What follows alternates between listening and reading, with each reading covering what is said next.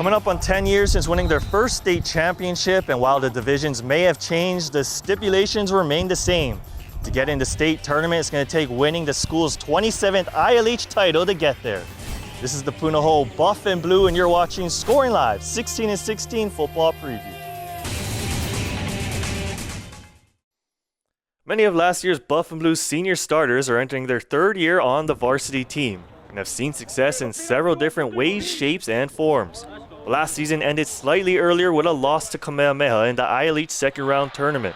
So now stepping up the leadership will be a big priority in order to find more success. I feel like my sophomore year we had a good bond with the coaches, and the players all wanted to play and we all knew what the goal was. Last year our players were good, we had good leaders on the team, but the communication between coaches and players weren't as well, I'd say. Me, Maris, Manino, and Tamatoa, as us, we won our first state championship in basketball this past year, and winning that, it just brought an edge to us that we're just going to bring it over here as fire to all the younger guys that haven't won one. Well, like fire, the hot topic of discussion has been the new OIA-ILH agreement. Like the other ILH teams last year, Punahou went through a multi-week period without any games and had to schedule 2 mainland schools. This season, they'll have more games, but all 6 against OIA teams will be at the opposing home fields. You know, we played Kamehameha St. Louis so many times over the last few years that we kind of have a general idea of what to expect, even how they warm up and, you know, what time they come to the stadium, whatever. We're going to new locations. We're going out to Kahuku, Waianae, and the crowds would be a little bit different. The atmosphere will be a little bit different. So anytime you have a lot of variables like that, it's exciting for the kids and everybody in the state. Arguably, the defense is the strength of this team, with 7 starters returning, as well as head coach Kaleane taking over as defensive coordinator. It's been a smooth process. Practice has been harder for sure, but we like it. Just getting everyone on the same page since we got new play calls coming in. Last year we didn't really have as much team workouts as we do now.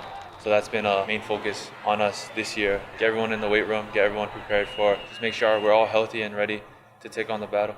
Linebacker Manino Tufono is one of the headliners on defense, but when last year's starting quarterback was sidelined due to injury, big number 5 took some snaps on the offensive side of the ball, including the QB spot.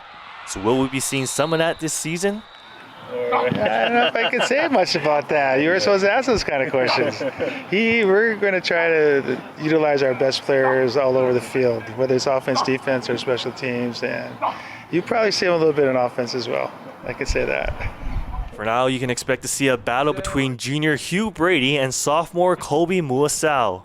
So we have Hugh Brady. He's been here 1 year. He's more of a pocket passer, I'd say, and he knows the offense pretty well from being here 1 year. And our guy from JV, Kobe Muasau, he's more of a mobile quarterback, very athletic, and he can throw the ball very well too. It's just whatever we want to use in a game situation. With the new season situation approaching, and despite the ILH D1 holding the unofficial title of toughest division, these Punahou players still feel like they have a lot to prove to the rest of the state. So we just want to come out here and show everybody that doubts us as ILH players that, you know, we're ready, we're not afraid of anyone, and that we compete just as hard as everyone else does around the state. Who's gonna dominate the scene? The Punahou Buffanblu begin their season August 11th out on the North Shore against Kahuku.